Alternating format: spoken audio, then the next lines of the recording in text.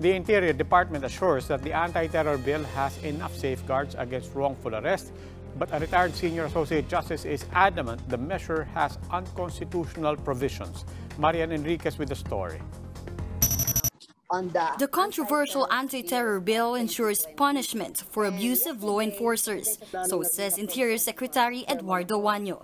Abuses may be penalized for up to 10 years in prison. Yung nanghuli nang hindi nababatay sa rules of court, yung nag-conduct ng wiretapping na walang authorization or court order from the Court of Appeals, at kung nagkaroon ng torture or anumang paglabag sa human rights.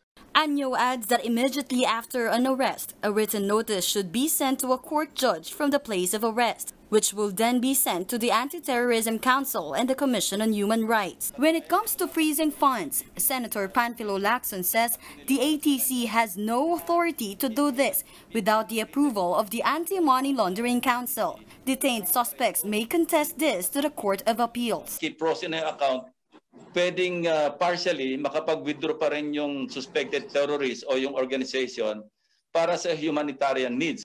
It's also the court's call, says Lacson, to extend the suspect's detention for another 10 days.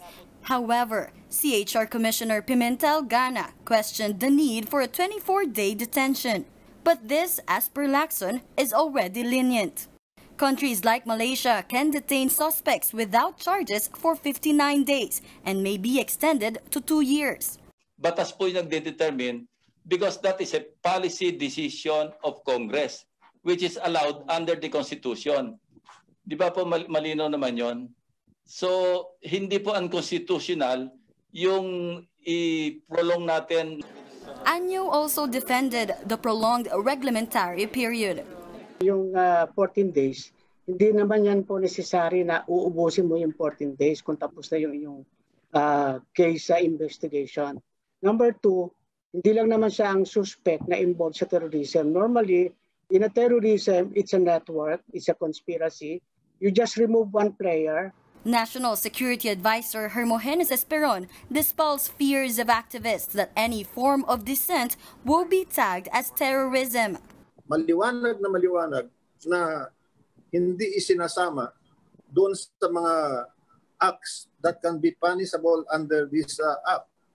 Sa mga tuwid, activism, in short, is not terrorism. And I have also said that terrorism is not activism. Meanwhile, in a separate webinar, retired Senior Associate Justice Antonio Carpio strongly opposes the bill due to unconstitutional provisions. He says the right against unreasonable arrests is an inviolable fundamental right. If it is signed into law, I have told my friends I will join a petition to question the constitutionality of this law. But I cannot act as counsel because there's a 1-year prohibition. The Justice Department has sent to Malacanang its comments on the bill, which is awaiting the President's signature.